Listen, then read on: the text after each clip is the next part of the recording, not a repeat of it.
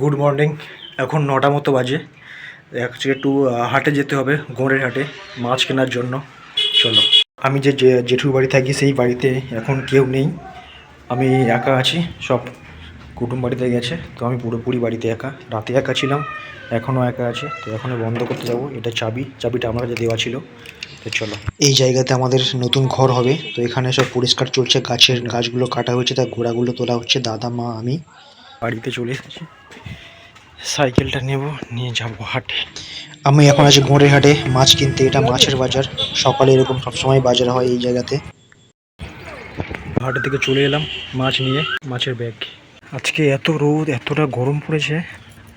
হাটে গেছি আর এসছি পুরো ঘেমে গেছে, প্রচণ্ড গরম আজকে। এখন সাইকেলটা ভিতরে রেখে দেবো, দিয়ে বাগানে যেতে হবে। ওখানে হচ্ছে আমাদের ঘর করার যে বাগানটা আছে, সেটা পরিষ্কার হচ্ছে। দাদা আছে, মা আছে, ওখানে যাব। এখন সাইকেলটা রাখি। আমি একটুখানি পরিষ্কার করে, আমার এত কষ্ট হচ্ছে, আমি মানে একটু দাঁড়িয়ে আছি।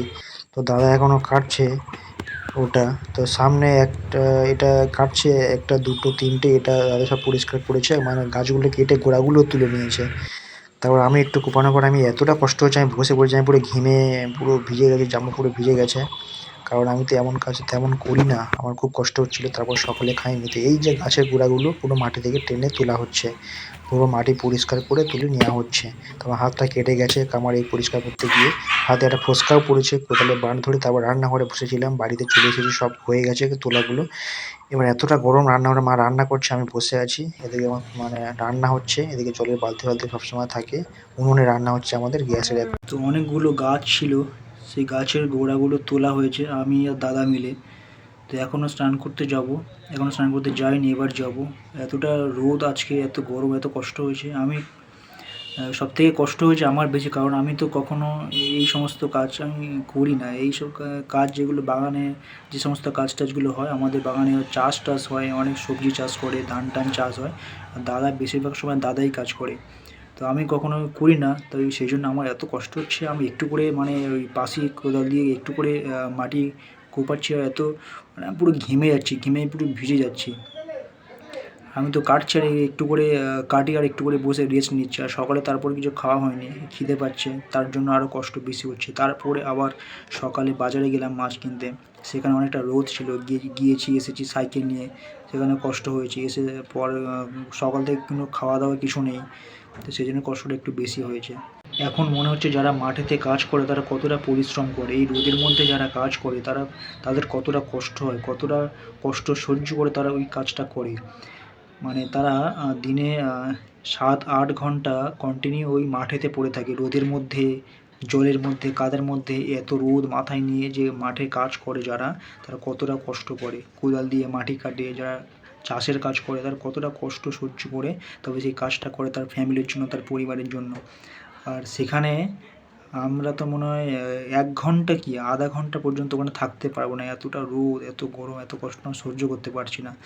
তারা সেখানে 7-8 ঘন্টা কাজ করছে।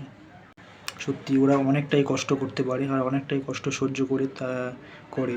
আমরা শুধু ভাবি যে এমন কোনো কাজ নয়, দূর থেকে যেটা মনে করি যে তেমন কোনো চাপের কাজ নয়, কিন্তু ওটা খুবই কষ্টের কাজ। যদি কারোর মনে হয় যে ওটা কোনো কষ্টের কাজ নয়, তাহলে একদিন ওরা যে 7-8 ঘন্টা কন্টিনিউ মাঠেতে গিয়ে রোদের মধ্যে, জলের কাদার মধ্যে কাজ করছে, তুমি সেখানে 1 ঘন্টা, ওরা 7-8 ঘন্টা করছে, তুমি সেখানে 1 ঘন্টা গিয়ে সেই কাজটা করে দেখো কতটা পরিশ্রম, কতটা কী হয়, তোমার সব বুঝে যাবে। তো সেই জন্য কাউকে মানে কাজ নিয়ে কাউকে ছোট করা ঠিক নয়। সবাই সবার কাজে স্পেশাল। যারা মাঠে কাজ করে তারা ওখানে স্পেশাল, ওদেরও কষ্ট হয়। যারা সিস্টেমে বসে কাজ করে, কম্পিউটারে কাজ করে, তাদেরও কাজটা চাপের, সেটাও কষ্টের। তো বেশি কষ্ট হয় তাদের, যারা মানে মাঠে রোদে জলে কাদাতে কাজ করে, ওদের কষ্টটা বেশি। চাষিদের কষ্টটা বেশি অ্যাকচুয়ালি, কষ্ট হয় অ্যাকচুয়ালি চাষিদের, ওদের কষ্ট সব থেকে বেশি। মানে ওরা যে পরিশ্রম করে, এটাই অনেকটাই পরিশ্রম ওরা করতে পারে, সেটা আমাদের মতো সাধারণ কোনো লোক করতে পারবে না। যতই বলুক যে আমি জিম করছি, আমার গায়ে শক্তি আছে, আমি করতে পারবো, কিন্তু না, জিম করার মধ্যে আর ওই যারা মানে মাঠে কাজ করে ওদের মধ্যে অনেক তফাৎ। হয়তো আপনার গায়ে শক্তি থাকতে পারে, বডি থাকতে পারে, আপনি সবসময় পার ডে জিম করেন, আপনার বডি ভালো, আপনি দূর থেকে ভাবছেন না কোনো ব্যাপার নয়, আমি মাঠে গিয়ে কাজ করতে পারবো, কিন্তু মাঠে যাওয়ার পরে কাজটা করার পরে আপনার মনে হবে না আমি পারবো না,